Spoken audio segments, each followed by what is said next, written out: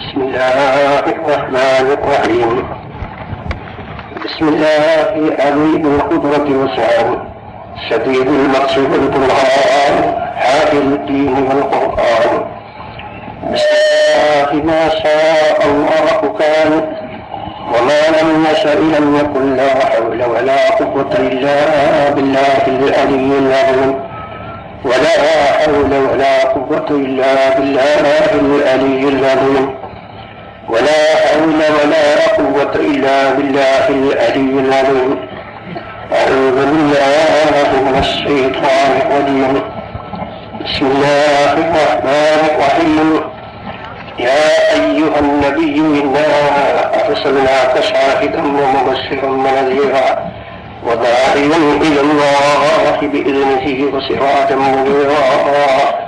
صدق الله العلي العظيم وصدق وبلغ رسوله النبي الكريم ونحن على ذلك من الشاهدين الشاكرين والحمد لله رب العالمين.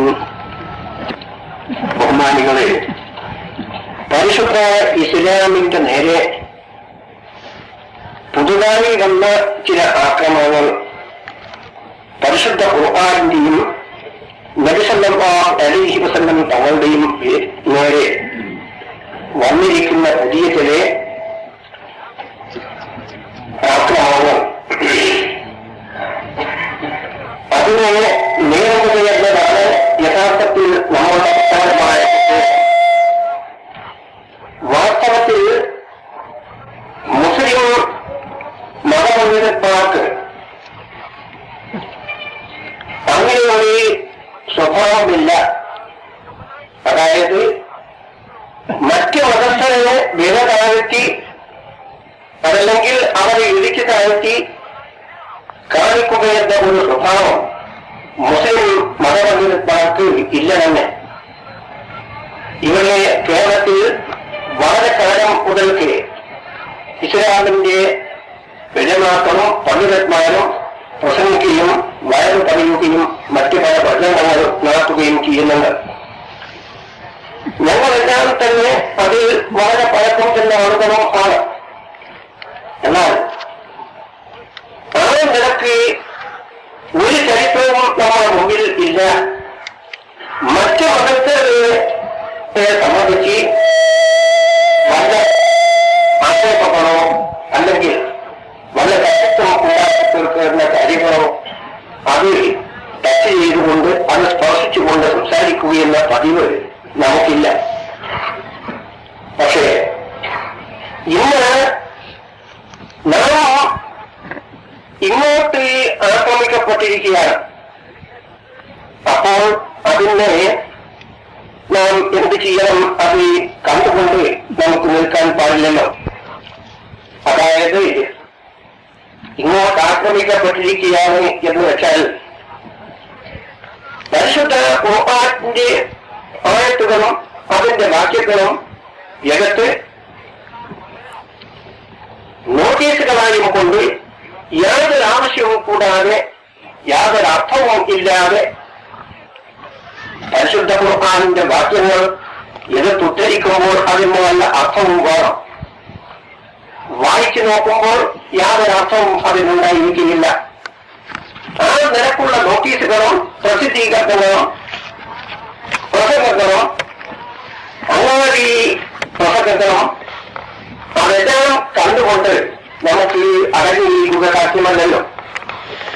പക്ഷേ ആ ചെയ്യുന്നത് ഞാൻ മനസ്സിലാക്കുന്നത് നമ്മുടെ ക്രിസ്തീയ സമുദായത്തിൽപ്പെട്ട എല്ലാവരും അതിന് ഉത്തരവാദികൾ ആയിരിക്കുമെന്ന് ഞാൻ മനസ്സിലാക്കുന്നില്ല. അവരിലും വിവേകവും ബുദ്ധിയും ഉള്ളവരുണ്ടായിരിക്കുമല്ലോ. അതുകൊണ്ട് എല്ലാവരും അതിന് ഉത്തരവാദി എന്നല്ല ഞാൻ പറയുന്നത്. അതിന് വെറുക്കുന്നവരോ ക്രിസ്തീയ സമുദായത്തിൽ ഉണ്ടായിരിക്കുമെന്ന് ഞാൻ മനസ്സിലാക്കുന്നു. കാര്യബോധവും വിവേകബുദ്ധിയും ഉള്ളവർ അത്തരം പ്രവൃത്തികളെ വെറുക്കാതെ ഇരിക്കുകയും ഇല്ല. അവരോട് നമുക്ക് ഒന്നും തന്നെ സംസാരിക്കാൻ ഇല്ല തന്നെ. നാം ഇവിടെ ആരെങ്കിലും വെച്ചുകൊണ്ട് മാത്രം അല്ല, ഇവര് യഥാർത്ഥ നിധി എന്താണ് എന്ന് ഇത്തരം കരുതിക്കൊണ്ട് യഥാർത്ഥ നില എന്താണെന്ന് മനസ്സിലാക്കിയേക്കുന്ന സമയം നമുക്ക് ആദരമായിരിക്കും. അത് അൽഹംദുലില്ലാഹ് അല്ലാഹു സുബ്ഹാനഹു വ തആലയെ നാം സ്തുതിക്കത്തന്നെ വേണം. അതിന് ആ വില വെച്ചുകൊണ്ട് അല്പം സംസാരിക്കുക മാത്രമേ നാം ചെയ്യുന്നുള്ളൂ. ഈ സംസാരം കൊണ്ട് മറ്റേതെങ്കിലും ഒരു ജനവിഭാഗത്തെ ആക്ഷേപിക്കുകയോ അർത്ഥമില്ലാതെ വല്ലതും സംസാരിക്കുകയോ അതൊന്നും നമുക്ക് ചേർന്നതല്ല. നാം ഒരിക്കലും അത് ചെയ്യാൻ തയ്യാറുമില്ല. പക്ഷേ അവരെ തുറന്നു വെച്ചത് കൊണ്ട് കക്ഷി ഏതോ ആവട്ടെ, തുറന്നു വെച്ചത് കൊണ്ട് അതിന്റെ യാഥാർത്ഥ്യങ്ങൾ നമുക്ക് ചിന്തിക്കാൻ നാം നിർബന്ധിതരായിരിക്കുകയാണ് എന്നുള്ളതാണ് പരമാർത്ഥം. എന്നാൽ ഈ വിഷയത്തെ സംബന്ധിച്ച്, അതായത് നാം ആലോചിച്ചുകൊണ്ട് നിൽക്കുന്ന വിഷയത്തെ സംബന്ധിച്ച് ഞാൻ ആദ്യം തന്നെ ചില കാര്യങ്ങൾ നിങ്ങളുടെ മുമ്പിൽ വെച്ചുകൊള്ളാം. അതായത് ഞാൻ തന്നെ എന്റെ ചെറുപ്രായത്തിൽ പരിശുദ്ധ ഖുർആൻ നാം ശരിക്ക് മനസ്സിലാക്കുന്നുണ്ട്.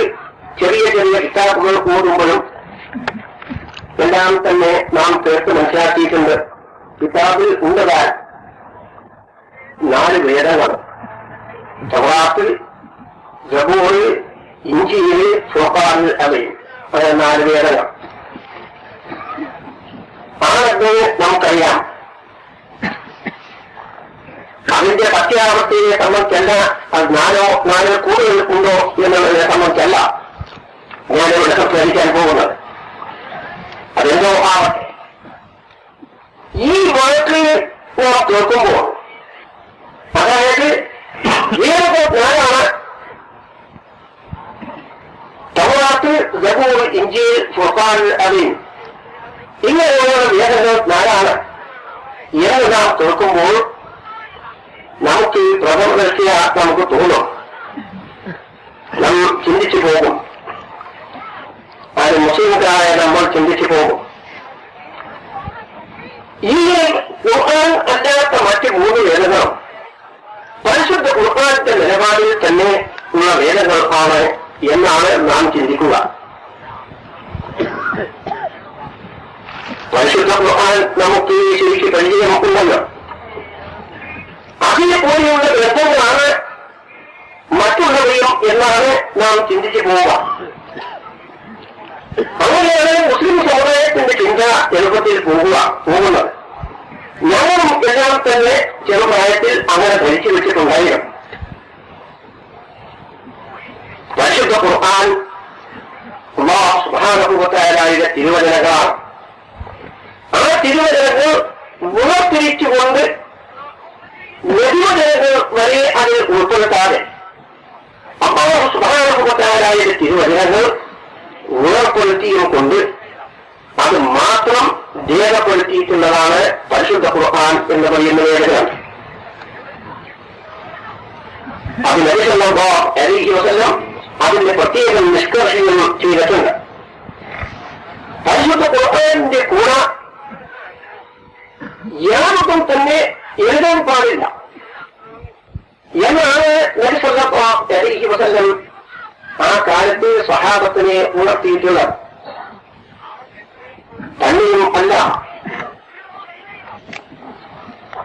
പരിശുദ്ധ റമദാൻ ശരീഫിൽ ആണ് പരിശുദ്ധ ഖുർആൻ അവതരിച്ചത്. ആ പരിശുദ്ധ റമദാൻ ശരീഫ് കൊല്ലം കൊല്ലം ആവർത്തിക്കപ്പെടുമ്പോൾ അതുവരെ അവതരിച്ച മുഴുവൻ ഖുർആൻ വാക്യങ്ങളും അല്ലാഹു സുബ്ഹാനഹു വ തആലയുടെ മുഴുവൻ വാക്യങ്ങളും ജിബ്രീൽ അലൈഹിസ്സലാം വന്നുകൊണ്ട് നബി സല്ലല്ലാഹു അലൈഹി വസല്ലം തങ്ങളും ജിബ്രീൽ അലൈഹിസ്സലാമും തമ്മിൽ ഒത്തുനോക്കുകയും ചെയ്യും.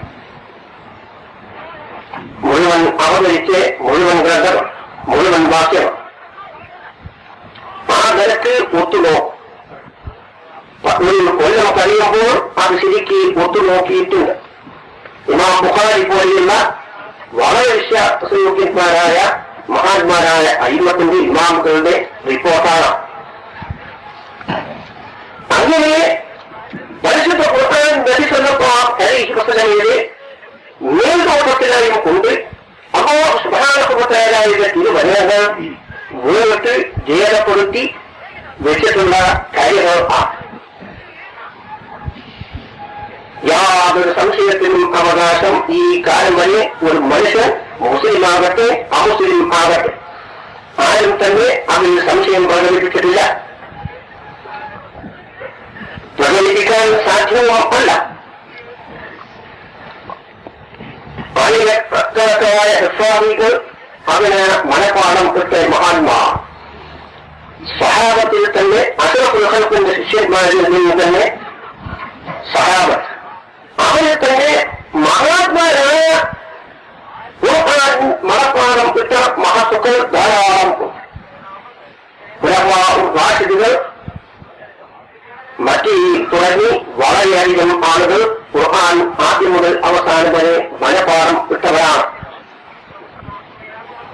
പരിശുദ്ധ ഖുർആനിന്റെ 5 വക്ത വ്യവസ്ഥയിലും ശരിക്ക് അതിന്റെ ഓരോ സൂറകളും നിത്യേന മുസ്ലിം ലോകത്തിൽ ഓടി അന്ന് മുതൽക്ക് ഓടി വരുന്നതും ആണ്. ഞാൻ അതിനെ കൂടുതൽ ദുർജിച്ച് അതിനെപ്പറ്റി സംസാരിക്കുന്നില്ല, നമുക്കറിയാമല്ലോ. പക്ഷേ ഈ സ്ഥലത്തിൽ മുസ്ലിമുകൾ അല്ലാത്ത മറ്റു വല്ലവരും ഉണ്ടെങ്കിൽ അവരും ഒന്ന് ശ്രദ്ധിക്കാൻ വേണ്ടി അല്പം സംസാരിച്ചു എന്ന് മാത്രമേ ഉള്ളൂ.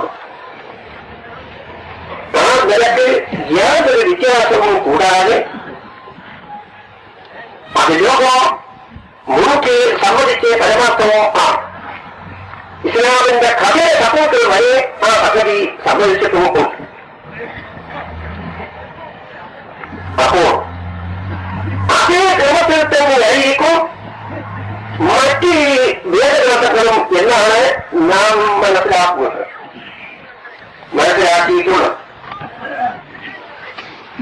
ഞങ്ങളും എല്ലാം തന്നെ ചെറുപ്രായത്തിൽ ശരിക്ക് സൂക്ഷ്മമായി പരിശോധിക്കുന്നതിന് മുമ്പ് ആദര ഇല്ലായിരുന്നു മനസ്സിലാക്കിയിട്ടുള്ളത്. എന്നാൽ പരമാർത്ഥം അതല്ല. മറ്റു വേദഗ്രന്ഥങ്ങൾ ആ വേദഗ്രന്ഥങ്ങളെ സംബന്ധിച്ച് ചിന്തിക്കുമ്പോൾ മനസ്സിലാക്കാൻ കഴിയും അതിൽ ആർക്കും തന്നെ നിഷേധിക്കാൻ സാധ്യവും അല്ല. ലോകത്തിൽ ഉള്ള ഏത് കക്ഷികൾക്കും അത് നിഷേധിക്കാൻ സാധ്യവും അല്ല. അതിനെ നമ്മൾ ചിന്തിക്കുമ്പോൾ മനസ്സിലാക്കാൻ കഴിയും. ഉദാഹരണത്തിന് ഇഞ്ചിയിൽ തന്നെ നാം എടുക്കാം. ഇഞ്ചിയിൽ അല്ലെങ്കിൽ ബൈബിൾ. ഇഞ്ചിയിൽ എന്ന് പരിശുദ്ധ ഖുർആനോ മുസ്ലിം സമുദായമോ പറയുന്ന ആ ഇഞ്ചിയിൽ തന്നെയാണോ ഇന്ന് അവരുടെ കൈവശത്തിൽ ഉള്ള ബൈബിൾ എന്ന് നാം ചിന്തിക്കുമ്പോൾ അവിടെ നമുക്ക് വളരെ അത്ഭുതകരമായ കാര്യങ്ങളാണ് നമ്മുടെ മുമ്പിൽ പ്രത്യക്ഷമാകുന്നത്. വളരെ ആശ്ചര്യകരമായ ചില സംഗതികൾ ആണ് നമുക്ക് മുമ്പിൽ പ്രത്യക്ഷമാകുന്നത് എന്ന് പറയേണ്ടിയിരിക്കുന്നു. അതിൽ ക്രിസ്ത്യൻ സമൂഹത്തിനോ നിഷേധിക്കാൻ സാധ്യമാകുമെന്ന് എനിക്ക് തോന്നുന്നില്ല. അത്രയും കടുത്ത യാഥാർത്ഥ്യങ്ങളും പരമാർത്ഥങ്ങളും ആണ്. അതെന്താണെന്നാൽ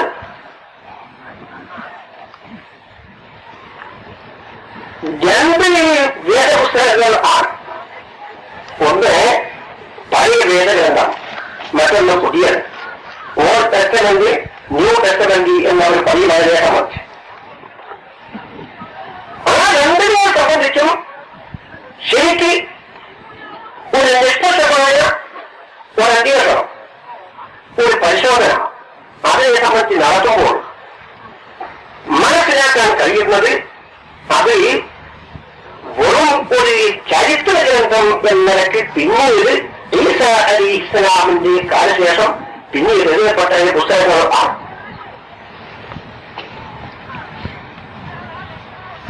ഇതുപോൽക്കാൽ കേൾക്കുമ്പോൾ മുസ്ലിം ലീഗികളായ നമുക്ക് ആശ്ചര്യം തോന്നും. അവർക്ക് യാഥാർത്ഥ്യവും ഗ്രഹിക്കാമല്ലോ. ഇവിടെ ഒരാളെ ആക്ഷേപിക്കുക സമൂഹത്തെയോ അല്ലെങ്കിൽ അതൊക്കെയല്ല നമ്മളുടെ ഉദ്ദേശം. ഇങ്ങനെ സംസാരിക്കാൻ വഴിയുണ്ടാക്കിയത് നമ്മളല്ല.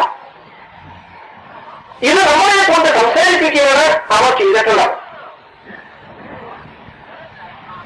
നമ്മളെ കൊണ്ട് ഈ നിലയ്ക്ക് സംസാരിപ്പിക്കുകയാണ് അവർ തന്നെ ചെയ്തിട്ടുള്ളത് എന്ന് അവർ ഓർക്കണം. ഞങ്ങളുടെ സ്വഭാവം അതല്ലല്ലോ. അതുകൊണ്ട് നമ്മളെ കൊണ്ട് സംസാരിപ്പിച്ചത് കൊണ്ടിട്ട് നാം അതിന്റെ കള്ളി തുറക്കുന്നതായി നോക്കും. അങ്ങനെയാണ് അതിന്റെ പരമാർത്ഥം. നമ്മുടെ ക്രിസ്തീയ സുഹൃത്തുക്കൾ അവരും ശ്രദ്ധിക്കണം, അവരെ ആശ്രയിപ്പിക്കലെന്താ നമുക്ക് ഉദ്ദേശം. ഞങ്ങളല്ല ഇതിന്റെ കാരണഭൂതർ. ഇതിന്റെ കാരണഭൂതർ നിങ്ങൾ ആ സമുദായത്തെ ഞാൻ പൊതുവെ യാതൊരു നിരക്കും ആശ്രയിക്കുന്നില്ല. അതിൽപ്പെട്ട ഏതോ ചില കക്ഷികൾ, ആ കക്ഷികളുടെ പ്രവൃത്തി, പക്ഷേ ആ പ്രവൃത്തി കൊണ്ട് ആ സമുദായം ഒട്ടാകെ അത് സമുദായത്തിന്റെ ലക്ഷ്യത്തിനെ സംബന്ധിച്ച് നമുക്ക് സംസാരിക്കേണ്ടതായി വന്നുവല്ലോ. അങ്ങനെ സംസാരിക്കാതിരിക്കാൻ നിവൃത്തിയില്ലാതെ വന്നുവല്ലോ. അതുകൊണ്ട് ഞാൻ ഒരു സമൂഹത്തെയോ അല്ലെങ്കിൽ സമുദായത്തെയോ ഒട്ടാകെ ഒന്നായി സംസാരിക്കുകയല്ല, ആക്ഷേപിക്കുകയും അല്ല, ആരെയും തന്നെ ആക്ഷേപിക്കുകയല്ല. ഈ കടുത്ത അനീതി ചെയ്തവരെയും ഞാൻ ആക്ഷേപിക്കുകയല്ല, ഉണർത്തുകയും ഉള്ളൂ. കടുത്ത അനീതി എന്നാൽ യാതൊരു ആവശ്യവും കൂടാതെ പരിശുദ്ധ ഖുർആനിന്റെ വചനങ്ങൾ, തിരുവചനങ്ങൾ, അത് മുസ്ലിം സമുദായത്തെ വളരെ ബന്ധപ്പെടുത്തുന്ന കാര്യമാണ്.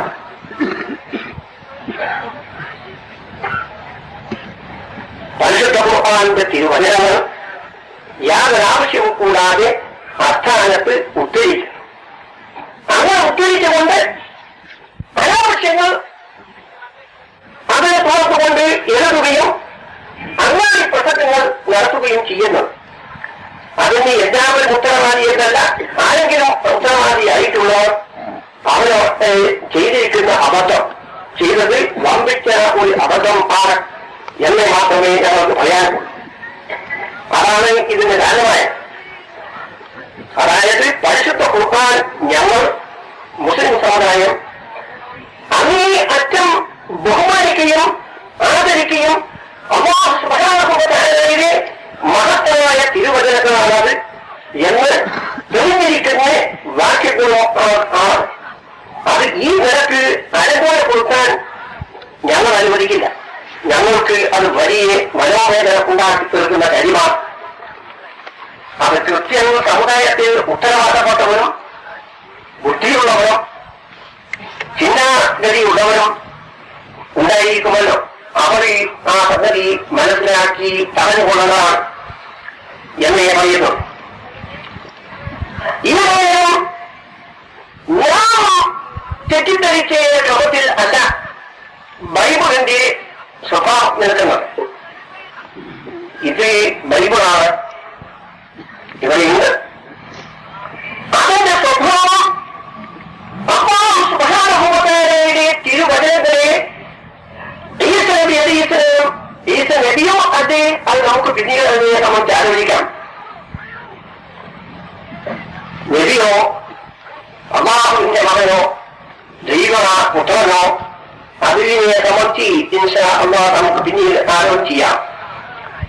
ഏതായാലും ഈശ്വരനെ അല്ലെങ്കിൽ യേശുക്രിസ്തുവിനെ കാലത്തിൽ രേഖപ്പെടുത്തപ്പെടുകയും അദ്ദേഹം അത് കാണുകയും ചെയ്ത ഒരു ഗ്രന്ഥം ആയിരുന്നു ഞങ്ങളുടെ വിശ്വാസം. ചെറുതായ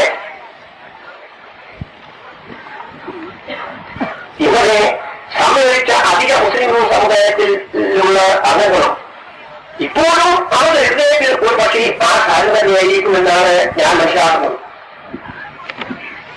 എന്നാൽ പരമാർത്ഥം അതല്ല. അതിൽ ഒരു ചരിത്രമായി ആരോ രേഖപ്പെടുത്തി പിന്നീട് ആരോ രേഖപ്പെടുത്തിയിട്ടുള്ളതാണ്.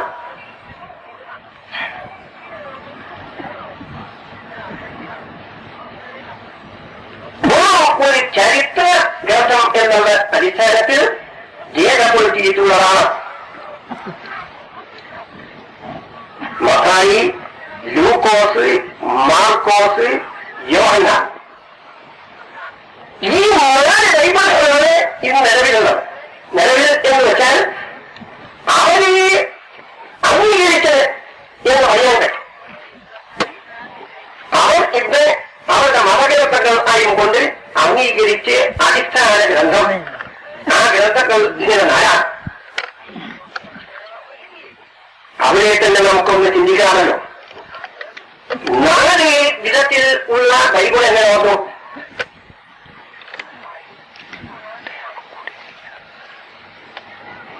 മത്തായി ഒരാളെ പേരാണ്, ലൂക്കോസ് മറ്റൊരാളെ പേരാണ്, യോഹന്നാൻ മറ്റൊരാളെ പേരാണ്, മാർക്കോസ് അത് ഒരാളെ പേരാണ്.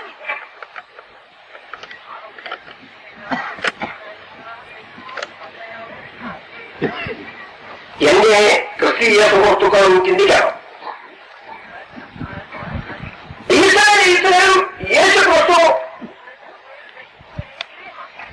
ക്രൂശിക്കപ്പെടുകയോ അല്ലെങ്കിൽ മറ്റുള്ളവരെ നിൽക്കട്ടെ, അവയെ സംബന്ധിച്ച് നമുക്ക് പിന്നെ ചിന്തിക്കാം.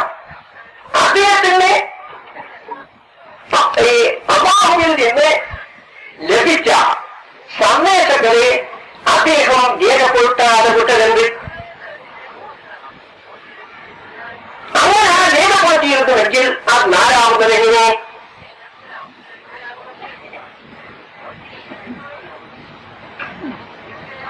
ആലോചിച്ചു പോകണം, മനസ്സിലാക്കിക്കൊള്ളർത്ഥം. നമ്മളൊരാളെ ആക്ഷേപിക്കുകയല്ല, അത് നമുക്ക് ആവശ്യവും ഇല്ല.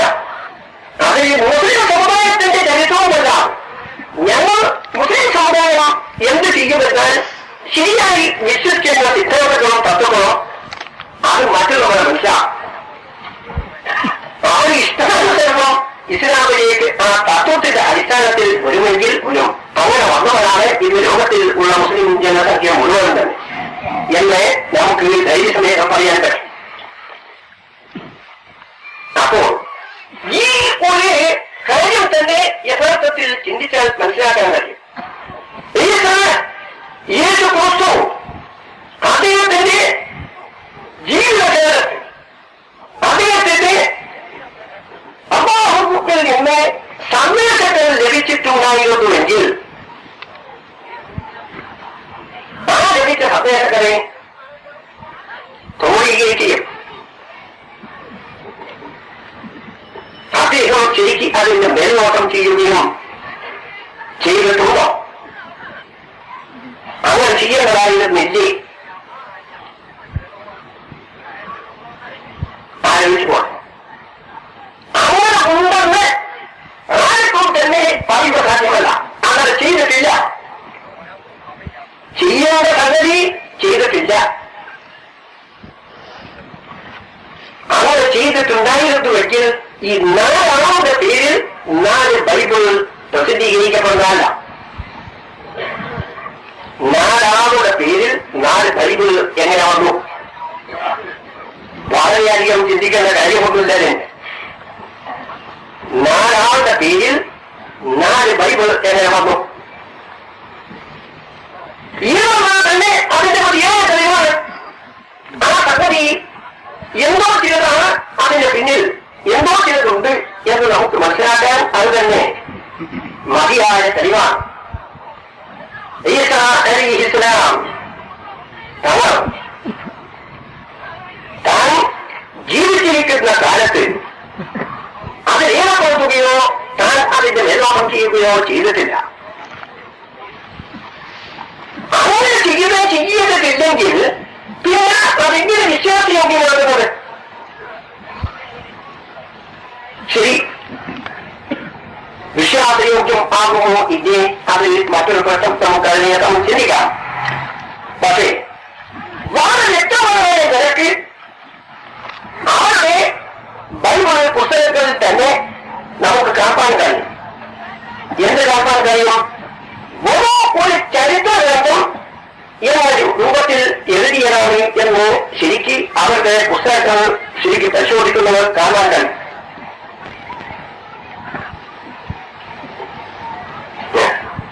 ഞാൻ ഒരു വാചകം വായിക്കാം.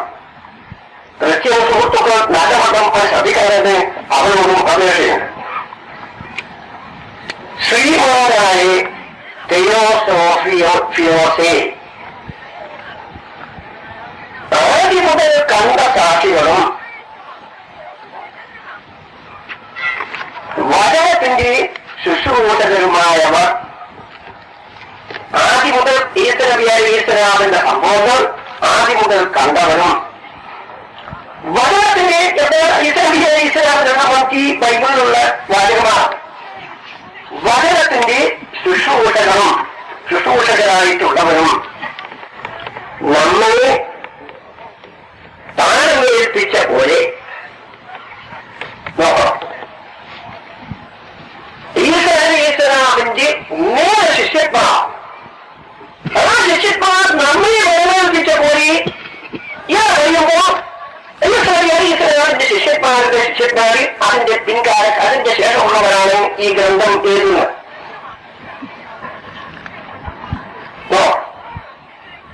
ഭയമേൽപ്പിച്ച പോലെ നമ്മുടെ ഇടയിൽ പൂർണ്ണമായി പ്രമാണിച്ചു വരുന്ന കാര്യങ്ങളെ, നമ്മുടെ ഇടയിൽ പൂർണ്ണമായി പ്രമാണിച്ചു വരുന്ന കാര്യങ്ങൾ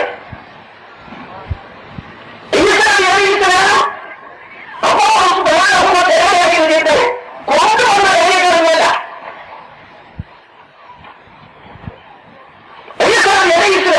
നബിയെന്ന് ഞാൻ പറയുമ്പോൾ തീർച്ചയായും സുഹൃത്തുക്കൾ ആ നബി എന്ന് വിശ്വസിക്കുന്നില്ലെങ്കിൽ നിങ്ങൾ വിശ്വസിക്കേണ്ട എന്ന് ഈ പറയാം. നബിയോ അതെ എന്ന് നമുക്ക് പിന്നീട് ചിന്തിച്ചു നോക്കാം. അപ്പോൾ യഥാർത്ഥത്തിൽ അവർ പറയേണ്ടതും സത്യവും യഥാർത്ഥവും ആണെങ്കിൽ വരേണ്ടതും എന്നാണ് ഈശ്വരന്റെ അപാരഭൂതരായ കഴിഞ്ഞിട്ട് അവതരിച്ച് കിട്ടിയ കാര്യങ്ങൾ ആ കാര്യങ്ങളെ രേഖപ്പെടുത്തുന്നു. നേരെ കണ്ടവരല്ലെങ്കിലും എന്ന് പറയാം. നിങ്ങൾ തന്നെ ബൈബിളെടുത്ത് പരിശോധിച്ചോ. ആ സ്ഥലത്ത് ബൈബിള് നമ്മുടെ ഇടയിൽ പൂർണ്ണമായി പ്രമാണിച്ചു വരുന്ന കാര്യങ്ങളെ വിവരിക്കുന്ന ഒരു ചരിത്രം ചടപ്പാണ്.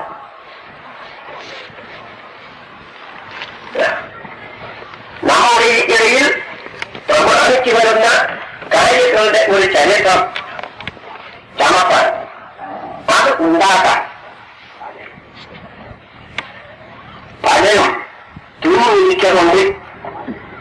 ആ പലരും അതിന് ഒഴിഞ്ഞുകൊണ്ട് നിനക്ക് ഉപദേശം ലഭിച്ചിരിക്കുന്ന വാർത്തയുടെ നിശ്ചയം അറിയേണ്ടതെന്ന് ഞാൻ എഴുതുന്നു. നിനക്ക് ലഭിച്ച വാർത്തയുടെ ശരിയായ നിശ്ചയം അറിയേണ്ടതെന്ന് എഴുതുന്നു. ലൂക്കോസ് 1-ാം അധ്യായം 23-ാം വാചകം ബൈബിളാണ്.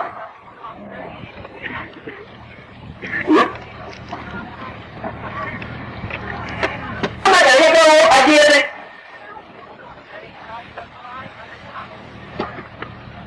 മറുപടി ഉണ്ടാവില്ല.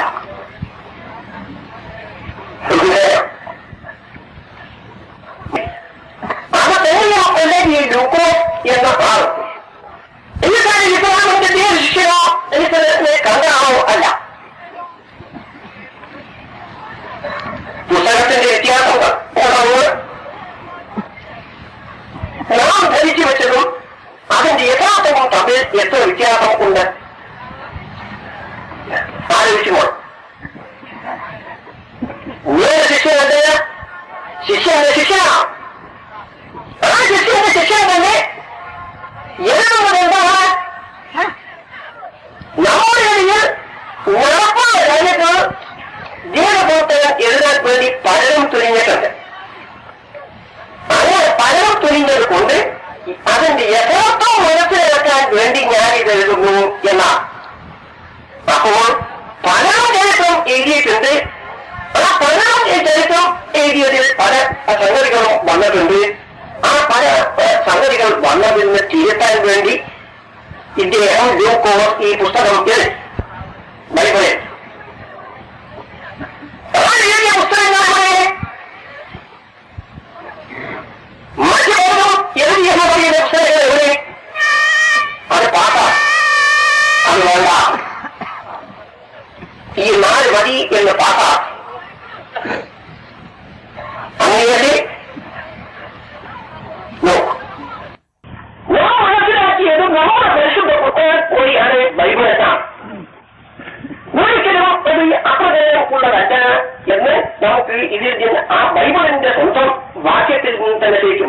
പറയുന്നത് അങ്ങനെയല്ല.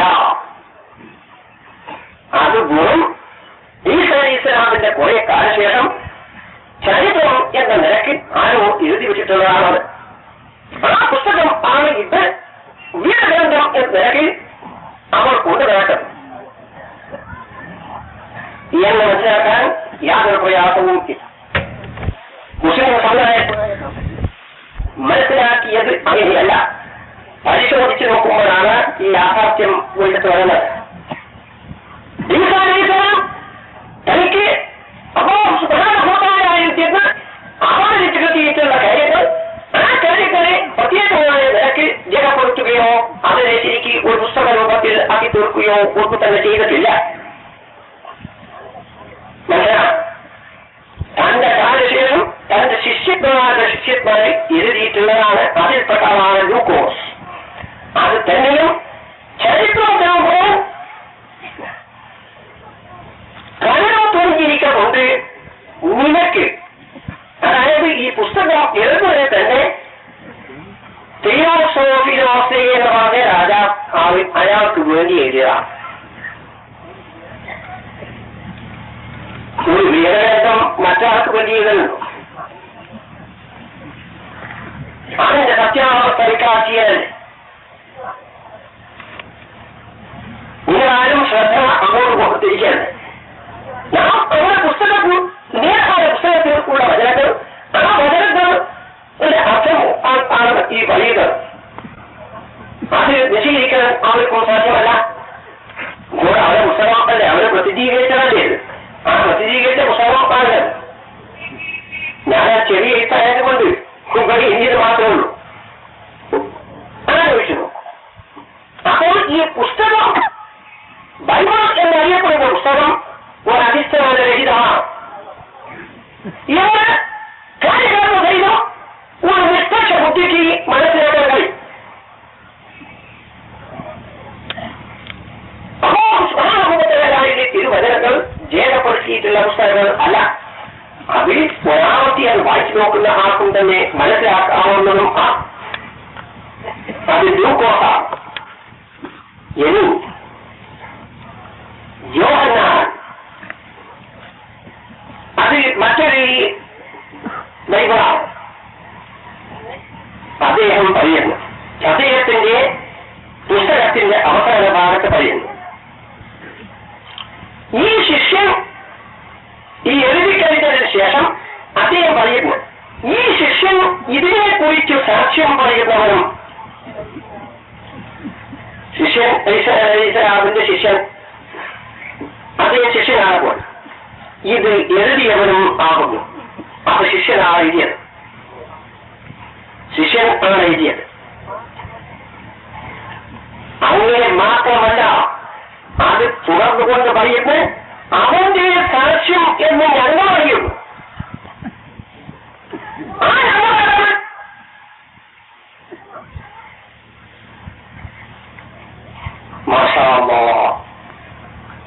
ആ രീതിക്കുറിച്ച്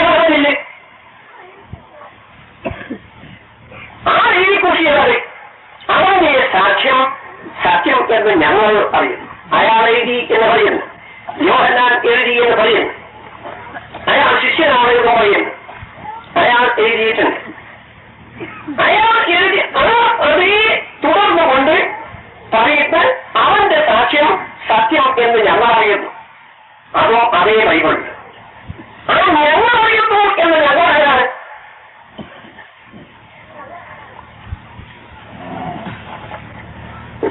ബുദ്ധിയുള്ളവർ ശരിക്കും ചിന്തിച്ചു നോക്കണം.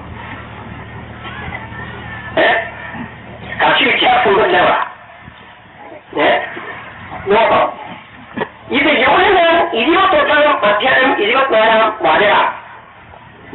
ഈ ശിഷ്യൻ ഇതിനെക്കുറിച്ച് സാക്ഷ്യം പറയുന്നവനും ഇത് എഴുതിയവനും ആകുന്നു. ഇത് എഴുതിയവനും ആകുന്നു. എഴുതി ശിഷ്യൻ എഴുതിയതാണ് ഈ ബൈബിൾ, ഈ പുസ്തകം. അത് വലിയ ഇരിക്കട്ടെ. ആ ശിഷ്യൻ എഴുതി മനസ്സിലാക്കണം. അതിന് ശേഷം പറയുന്ന അവന്റെ സാക്ഷ്യമാണ് സത്യം എന്ന് ഞങ്ങൾ അറിയുന്നു. ആ ഞങ്ങളാണ് അതെങ്ങനെയത് കൂടി? അതിനെങ്ങനെയാണ് വന്നുകൂടി? മാന്യ സുഹൃത്തുക്കൾ ശരിക്കൊന്ന് ചിന്തിക്കുന്നോ? യോഹന്നാൻ ഒരു ബൈബിളാണ്. ആ ബൈബിൾ എഴുതി രേഖപ്പെടുത്തിയതിനു ശേഷം ഇത് ഒരു ആശയമല്ല, ഒരു വെറുതെ എന്തെങ്കിലും സംസാരിക്കുകയും അല്ല. നിഷ്പക്ഷ ബുദ്ധിയോട് കൂടി ശരിക്ക് സത്യാന്വേഷണ ബുദ്ധി ആരുടെ കൈവശത്തിൽ ഉണ്ടെങ്കിലും അവർ ചിന്തിക്കണം എന്നേ ഉള്ളൂ. നമുക്ക് കഷിത്വം ഇല്ല. ഞങ്ങൾക്ക് ഇത് നോക്കുമ്പോൾ മനസ്സിലാവുന്നത് അർത്ഥമില്ലാത്ത പുസ്തകം എന്നാണ്. കാരണം ആലോചിച്ചു നോക്കും, ഈ ശിഷ്യൻ ഇതിനെ കുറിച്ച് സാക്ഷ്യം പറയുന്നവനും ഇത് എഴുതിയവനോ ആകുന്നു. ശരി, സമ്മതിച്ചു. എഴുതിയവൻ യോഹന്നാൻ എന്ന ശിഷ്യൻ സുവിശേഷം എഴുതിയവനാണ്. അവനെ തുടർന്നുകൊണ്ട് പറയുന്നു, അവന്റെ പറയുന്നു, അവന്റെ സാക്ഷ്യം സത്യം എന്ന് ഞങ്ങൾ അറിയുന്നു. ഈ ഞങ്ങളാരാണ്? വളരെ അതിൽ എങ്ങനെ വന്നുകൂടി?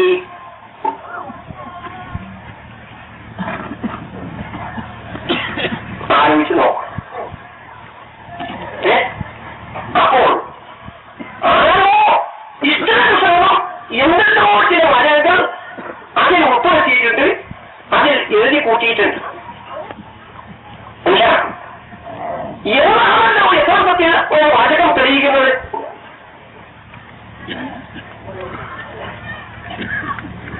നമ്മുടെ ക്രിസ്ത്യൻ സുഹൃത്തുക്കളെ വലിയ വക്കീൽമാരൊക്കെ ഉണ്ടാവും, ബാലച്ചന്മാരൊക്കെ ഉണ്ടാവും,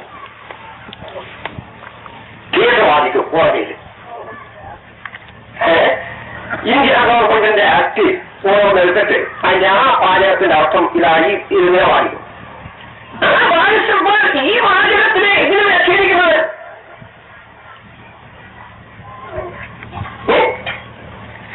ഇത് ഒരു വിശ്വാസയോഗ്യമായ ഒരു സംഗതിയാണ് എന്നാർക്ക് തീരുമാനിക്കാൻ കഴിയും?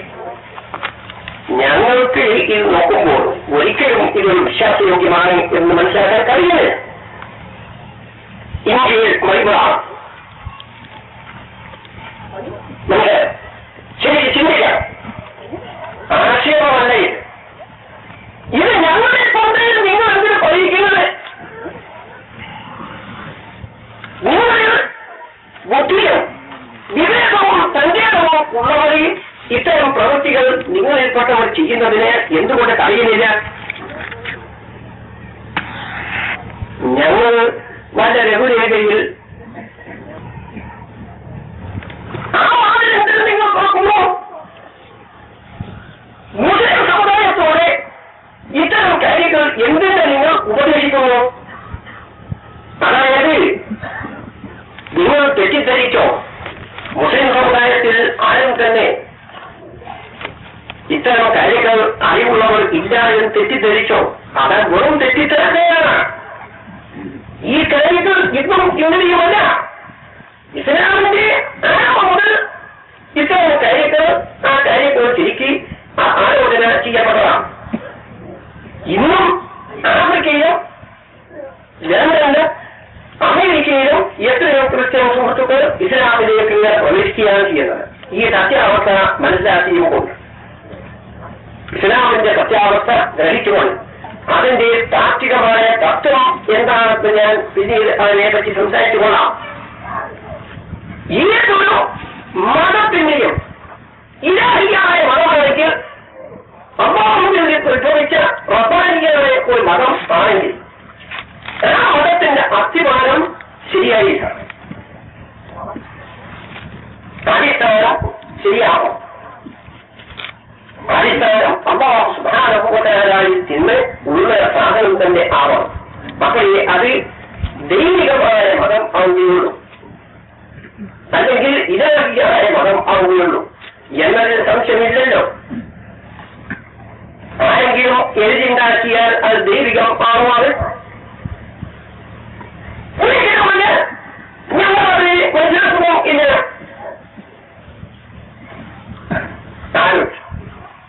ഞങ്ങളുടെ നിലപാടെന്താണെന്ന് അറിയുമോ?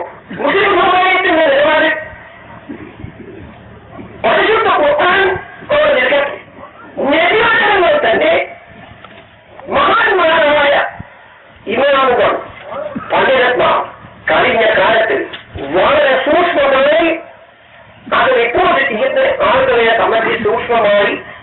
പരിശോധിച്ച് രേഖപ്പെടുത്തിയതിന് ശേഷം മാത്രമേ അത് രേഖപ്പെടുത്തിയിട്ടുള്ളൂ.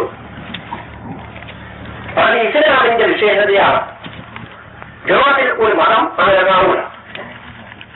ആയിരക്കണക്കിനുള്ള നിവേദനപ്പാരുടെ ചരിത്രം, ഹദീസ് നിവേദനം, നബിയുടെയും നബി സജിയുടെയും നിവേദനം ചെയ്യുന്നേ കാണും. ആളുകളുടെ ആയിരക്കണക്കിനുള്ള ആളുകളുടെ ചരിത്രം രേഖപ്പെടുത്തി അവർ വെച്ചിട്ടുണ്ട്. ഇന്ന ആളുടെ സ്വഭാവം ഇന്നതാണ്, പറഞ്ഞ ആളുടെ സ്വഭാവം ഇന്നതാണ്, അയാൾ വിശ്വാസയോഗ്യമോ അല്ലേ, ഇതെല്ലാം തന്നെ പൂരകമായി പരിശോധിച്ച് റിപ്പോർട്ട് ചെയ്ത് രേഖപ്പെടുത്തിയിട്ടുള്ള സാധനമാണ് പരിശുദ്ധ ഇസ്ലാം. ഞങ്ങൾ ആരും തൊട്ട് കഴിയല. മനസ്സിലായിക്കോ? ഞാൻ പറയുന്നതല്ലേ, നിങ്ങൾ ഓരോരുത്തർക്കും ഏത് നിഗമനത്തിൽ എത്താൻ കഴിയുമെന്നോ ഞാൻ ചോദിച്ചുകൊണ്ടാണ്. ഈ സംഗതി ശരിയാണെങ്കിൽ എന്ത് നിഗമനത്തിൽ എത്താൻ കഴിയും? അത് വളരെ വ്യക്തമാണ്. എന്ത് യോഹന്നാൻ അദ്ദേഹത്തിന്റെ സുവിശേഷത്തിൽ അദ്ദേഹത്തിന്റെ ബൈബിൾ അത് യോഹന്നാൻ എന്ന് ഒരാൾ എഴുതിയതാണ് എന്നാണ് ഉറപ്പ്. അങ്ങനെയാണ് ക്രിസ്ത്യാനികൾ സുഹൃത്തുക്കൾ പറയുന്നത്. ഞാനിതിനെ സംബന്ധിച്ച് പല പാർട്ടിമാരുമായി ഒക്കെ സംസാരിച്ചിട്ടുണ്ട്. ഈ ഇസ്ലാമിന്റെയും ക്രിസ്തുമതത്തിന്റെയും സിദ്ധാന്തങ്ങളും തത്വങ്ങളെ സംബന്ധിച്ച് സംസാരിക്കാത്ത ആളല്ല ഞാൻ സംസാരിച്ചത് ധാരാളം സംസാരിച്ചിട്ടുണ്ട്. യോഹന്നാൻ ഒരാളാണ്. അദ്ദേഹം അതേ രീതിയിലുള്ള സുവിശേഷമാണ്. ആ സുവിശേഷം അദ്ദേഹം എഴുതിയിട്ടുള്ള സുവിശേഷം അയാളുടേത് ആണ്. എഴുതിയത് ശരിയോ തെറ്റോ അത് നമുക്ക് പിന്നെ നോക്കാം. പിന്നീട് പറഞ്ഞത് അവന്റെ സാക്ഷ്യം സത്യം എന്ന് ഞങ്ങൾ അറിയുന്നു. അപ്പോൾ ഈ സുവിശേഷം യോഹന്നാൻ സുവിശേഷം എത്രയാണ് കൂടിയിരിക്കുന്നതാണ്? കുറേയാണ് കൂടിയിട്ടുണ്ടെങ്കിൽ ഈ സുവിശേഷം എഴുതിയത് ഞാനാണ് എന്ന് അതിൽ എന്താ പറയുന്നത്? അത് ശരിയാണെന്ന് ഞങ്ങൾ സാക്ഷ്യം പറയുന്നു എന്നാൽ എന്റെ പിന്നിൽ എങ്ങനെ വന്നു?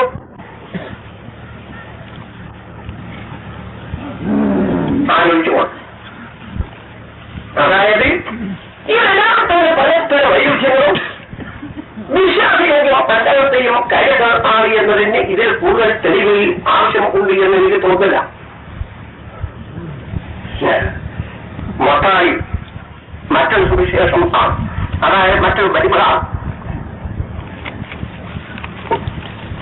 ആ മത്തായിയിൽ പറയുന്നത്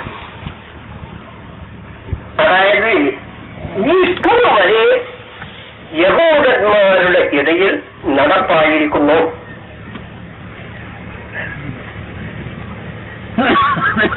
ഈ കഥ ഇന്ന് വരെ യഹൂദന്മാരുടെ ഇടയിൽ നടപ്പായിരിക്കുന്നു. അപ്പൊ ഇന്ന് വരെ എന്ന് പറയുന്നത് എത്ര കാലം കഴിഞ്ഞിട്ടാണ്? ആ കഥ എന്നാലെന്താണ് പറയുമോ? അത് മത്തായിയിൽ തന്നെ പറയുന്ന ആ കഥ ഈശ്വരിയെ ക്രൂശിക്കപ്പെട്ടു. എന്നിട്ട് ക്രൂശിപ്പും മരണപ്പെട്ടു. അവരെ പറയാൻ ഒരു കല്ലറയിൽ കൊണ്ടുപോയി അടക്കം ചെയ്തു. അടക്കം ചെയ്തിട്ട് 3 ദിവസം കഴിഞ്ഞപ്പോൾ കാണാനില്ല അവിടെ. അതൊക്കെ മത്തായിയിൽ ഉള്ളതാണ്. കാണാനില്ലാതിരുന്നപ്പോൾ ജൂതന്മാര് യഹൂദികൾ അവർ പറയുന്നു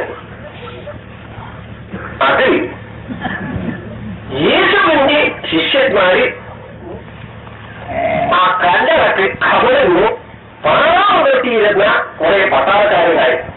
അവർക്ക് കൈക്കൂലി കൊടുത്ത് എന്നിട്ട് ശവം എടുത്തുകൊണ്ടുപോയി എന്നാണ് കഥ.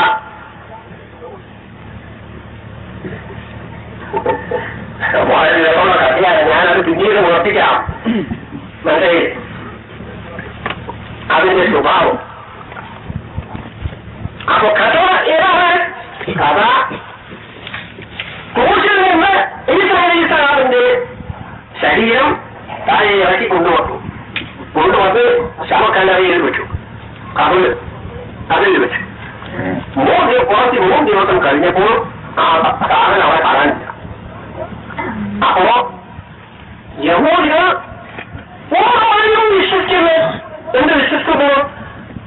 ആ ശവക്കല്ലറയ്ക്ക് അല്ലെങ്കിൽ കബറിന് മാറാതൊട്ടിയിരുന്ന പട്ടാളക്കാരൻ, ആ പട്ടാളക്കാരെ കൈക്കൂലി വാങ്ങി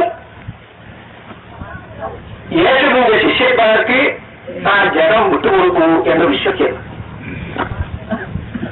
ആ കഥയാണ്. ആ കഥ ഇന്നു വരെ യഹൂദന്മാരുടെ ഇടയിൽ നടപ്പായിരിക്കുന്നു. അപ്പൊ ഇന്ന് വരെ എന്ന് പറഞ്ഞാൽ എത്രയോ കാലശേഷമാണ് ആ സംഭവം എഴുതുന്നത് എന്നുള്ളതിന് തെളിവടിയാണ്.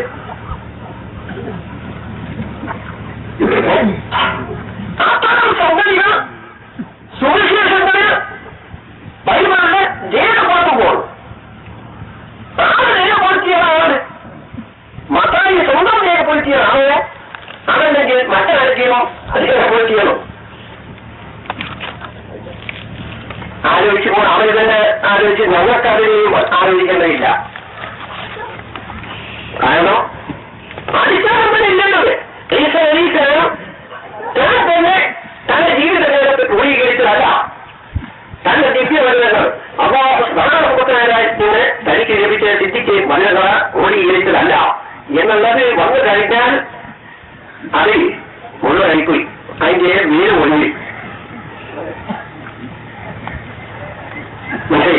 ബൈബിളിന്റെ എന്റെ ബീസ് ഒഴിപ്പോയി.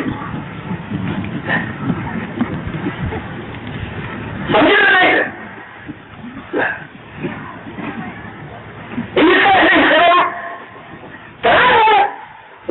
കാലത്ത് ശിഷ്യന്മാരുടെ കൂട്ടത്തിൽ മുൻപിരുന്ന സമയത്ത് ആ സമയത്ത് ദിവ്യ സന്ദേശത്ത് അപ്പം സുധാരണയുടെ തിരുവചനങ്ങൾ ക്രോഡീകരിച്ചതല്ല. അതങ്ങനെയാണ് എന്ന് ഒരു കൃത്യമായിരിക്കും പറയാൻ കഴിയില്ല. ഭാഗത്തുള്ളത് വരെ എന്ന് വരുമ്പോൾ തന്നെ ഇഞ്ചിലിന്റെ ബൈബിളിന്റെ പീസ് പോയി, കഥ കഴിഞ്ഞു പോയി. ഞങ്ങളെ സംബന്ധിച്ചതോ പക്ഷേ ഈ കഥ ഇന്നുവരെ യഹൂദന്മാരുടെ ഇടയിൽ നടപ്പായിരിക്കുന്നു എന്ന് പറയുമ്പോൾ എത്ര കാലശേഷമാണ് ഇത് രേഖപ്പെടുത്തിയിട്ടുള്ളത്? ആരാണ്? ഈ നിനക്ക് വിശ്വാസയോഗ്യമേ അല്ല. ഒരു കഥ അല്ലെങ്കിൽ ചരിത്ര പുസ്തകം നിലക്ക് രേഖപ്പെടുത്തിയിട്ടുള്ളവയാണ്. നാം തെറ്റിദ്ധരിച്ച ലോകത്തിൽ അല്ല, മുസ്ലിം സമുദായത്തിന് ഇത് വളരെ അപരിചിതമാണ്. മുസ്ലിം സമുദായം ആകുന്നവർക്ക് ഇത് വളരെ അപരിചിതമാണ്. കാരണം ദിവ്യവചനങ്ങൾ അമ്മാരുടെ തിരുവചനങ്ങൾ, ആ വചനങ്ങൾ രേഖപ്പെടുത്തപ്പെട്ട ഗ്രന്ഥമാണ് മുസ്ലിം സമുദായത്തിന്റെ കൈവശത്തിൽ ഉള്ളത്. അതുപോലത്തെ ഒന്നല്ല എന്ന് വരുമ്പോൾ അത് വളരെ അപരിചിതമാണ്. അതുകൊണ്ടായിരിക്കാം അവരെ അത് ഉദ്ധരിക്കാത്തത്. നിങ്ങൾ എന്തെങ്കിലും പരിശുദ്ധ കൊടുക്കാതെ കയ്യേറ്റം ചെയ്തത്? ഇതിന് മുമ്പ് പല ക്രിസ്ത്യാനികളുണ്ട്. ക്രിസ്ത്യാനികൾ അവന് സുവിശേഷം പ്രസംഗിക്കും. എന്താ പ്രത്യേക സുവിശേഷം? ഇത് സുവിശേഷമല്ല, ഖുർആൻ പ്രസംഗിക്കാൻ നിങ്ങൾ വരുന്നത്. അതിൽ ഉത്തരവാദപ്പെട്ട സുഹൃത്തുക്കൾ അത് തരികണം, അല്ലെങ്കിൽ അത് വലിയ ദോഷം ചെയ്യും. ദോഷം എന്ന് വെച്ചാൽ മറ്റു അർത്ഥം അല്ല. ഇപ്പോൾ ഞങ്ങളെ കൊണ്ട് ഇതെല്ലാം തന്നെ പറയിച്ചുവല്ലോ. അത് കാരണം ഇത് തന്നെ മതഗ്രന്ഥങ്ങളുടെ അടിസ്ഥാനം എന്നാണ് ചിന്തിക്കേണ്ടതായിട്ട് വന്നു.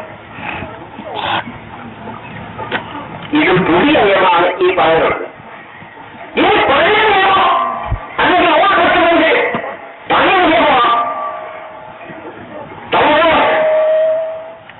അല്ലെങ്കിൽ പഴയ നിയമം. അതിന്റെയും ഗതി ഇത് തന്നെയാണ്. ബഹുമാനപ്പെട്ട മൂസ അലൈഹിസ്സലാം തന്റെ ജീവിതകാലത്ത് ഇത് രേഖപ്പെടുത്തുകയോ താൻ അത് മേൽനോട്ടം ചെയ്യുകയോ തന്റെ അറിവിൽപ്പെടുകയോ ചെയ്തിട്ടുള്ള ഗ്രന്ഥമല്ല.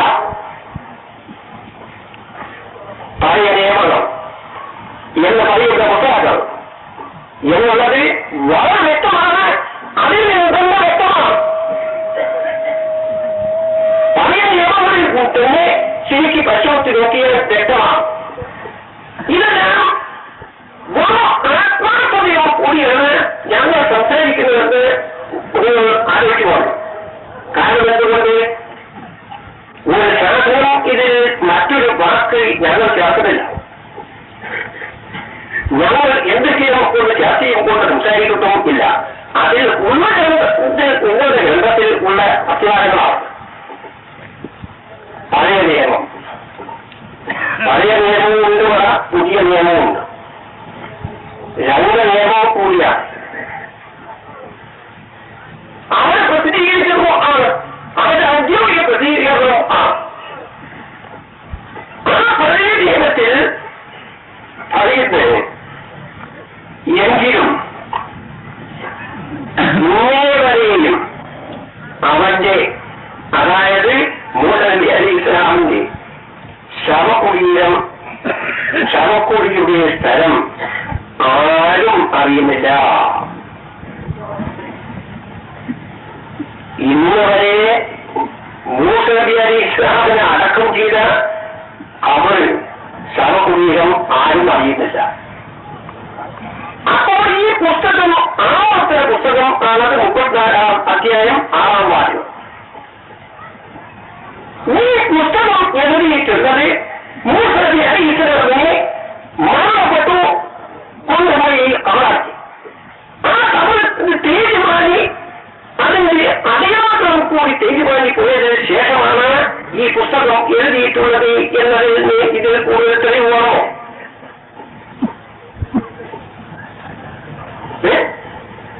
കേട്ടുകളുടെ അടിസ്ഥാനത്തിൽ എഴുതിയിട്ടുള്ളതാണെന്നതിന്റെ തെളിവ് കൂടുതൽ ആവശ്യമുണ്ടെന്ന്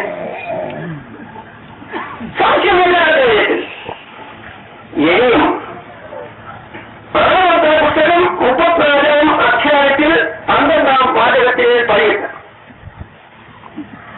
മോശയെ പോലെ, അതായത് മുസഫിനെ പോലെ ഒരു പ്രവാചകൻ ഇസ്രായേലിൽ പിന്നെ ഉണ്ടായിട്ടില്ല. അത് ഈസാബി എഴുതിയാലോ അബൂബക്കർ എഴുതിയാലോ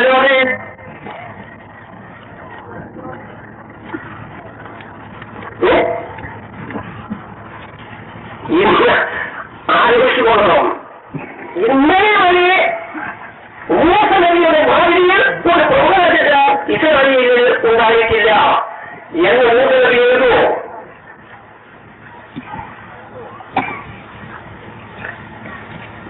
നോക്കാം. തൗറാത്താണ്, പഴയ നിയമമാണ്.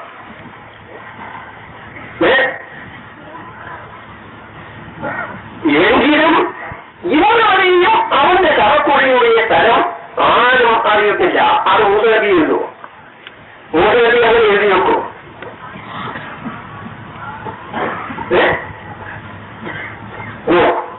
ഇതായത് ചുരുക്കത്തിൽ അടിസ്ഥാനം ഇല്ലാതെ വെറും കേട്ടുകേൾവിയുടെ അടിസ്ഥാനത്തിൽ ആരോ എല്ലാം എഴുതി കൂട്ടിയിട്ടുള്ള ചില സാധനങ്ങൾ ആണ് എന്ന് മനസ്സിലാക്കാൻ ഒരു പ്രയാസവും ഇല്ല. ഈ സംഗതി ഇങ്ങനെ വെച്ചുകൊണ്ട് പരിശുദ്ധ ഖുർആന്റെ നേരെ നിങ്ങൾ എന്തിനാണ് അറ്റാക്ക് ചെയ്യുന്നത്? ആക്രമണം നടത്തുന്നതിന്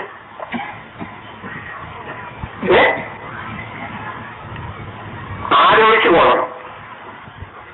മുസ്ലിം സമുദായത്തിന്റെ അടിസ്ഥാന ലക്ഷ്യങ്ങളും ഇവരുടെ അടിസ്ഥാന മറ്റുള്ള ഇവരുടെ അടിസ്ഥാന ലക്ഷ്യങ്ങളും തമ്മിൽ എത്ര വ്യത്യാസമുണ്ടെന്ന് അവർ തന്നെ ചിന്തിച്ചു കൊണ്ടത്തെ അവർക്കറിയാം. അത് അറിഞ്ഞുകൂടായില്ല. ഞാൻ ഒരിക്കലും അങ്ങനെ മനസ്സിലാക്കുന്നില്ല, അറിയാം. ഇത്തരം പരമാർത്ഥങ്ങൾ വെറും പോലീസ് ചെയ്തുകൊണ്ട് അങ്ങനെ പോലീസിന്റെ അടിസ്ഥാനത്തിൽ നിലകൊള്ളുന്ന ചില സാധനങ്ങൾ ലോകത്തിലുണ്ട്. ആ രാജ്യത്ത് അങ്ങനെ നിലകൊള്ളുകയാണ്. നിലകൊള്ളുകൊണ്ടൊക്കെ നമുക്ക് അതിനെ സംബന്ധിച്ചൊന്നുമില്ല. പക്ഷേ അതേ സമയത്ത് പരിശുദ്ധ ഖുർആന്റെ നേരെ നിങ്ങൾ ആക്രമണം നടത്തുന്നത് നിലകൊള്ളുമ്പോ അലൈഹിവസല്ലം തങ്ങളുടെ വീണ്ടും ആക്രമണം നടത്തും. അത് സൂക്ഷിച്ചുകൊള്ളണം എന്ന് മാത്രമേ ഞങ്ങൾക്ക് പറയാനുള്ളൂ. മേലത് ആവർത്തിക്കും. മുസ്ലിംകളിൽ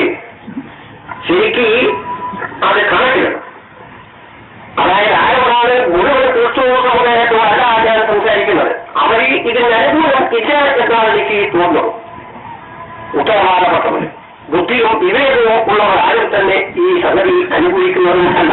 പക്ഷേ ആ സമുദായത്തിൽപ്പെട്ട ചിലരുടെ പ്രവൃത്തി കൊണ്ട് മറ്റുള്ളവർക്കും കൂടി ദൂഷ്യം വന്ന് സംഭവിക്കും. അത് അവരെ സൂക്ഷിച്ചുകൊണ്ട് വളരെ സൗഹാർദ്ദത്തിൽ മുസ്ലിം സമുദായവും മറ്റുള്ളവരും തമ്മിൽ വളരെ സൗഹാർദ്ദത്തിൽ ആ ജീവിച്ചു വരുന്നത്. ആ സൗഹാർദ്ദ അന്തരീക്ഷം അതിൽ വളരെ വിലപ്പെട്ടതും ആണ്. പക്ഷേ അത് ഈ ആരോഗ്യത്തെ ആലോചിച്ചു പോകണം. ഞാൻ അതിനെ സംബന്ധിച്ച് കൂടുതൽ സംസാരിക്കുന്നില്ല. അത് അങ്ങനെ നിൽക്കട്ടെ.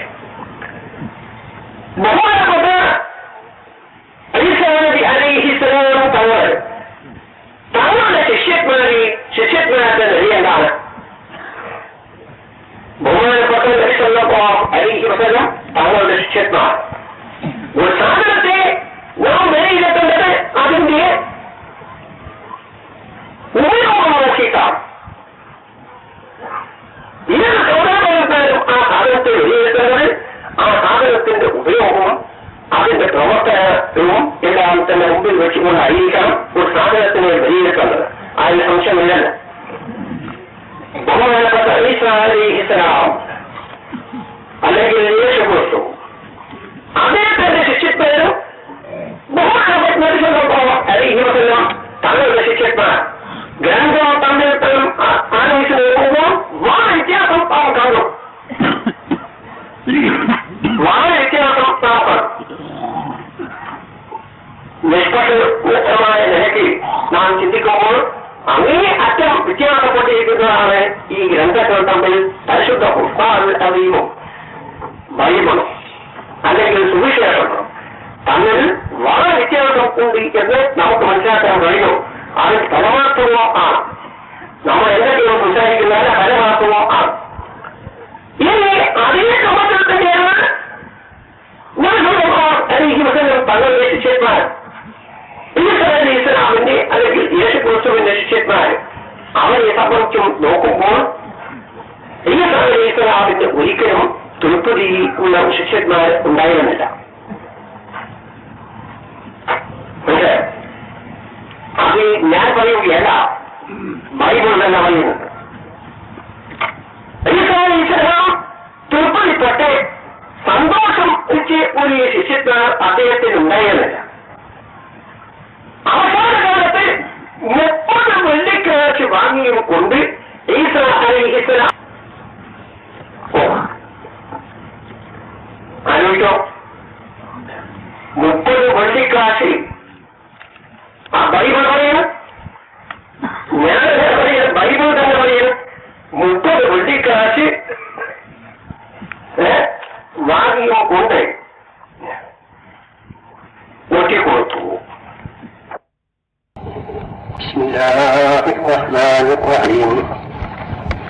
بسم الله عظيم القدرة والسلام شديد المقص والبرهان حافظ الدين والقرآن.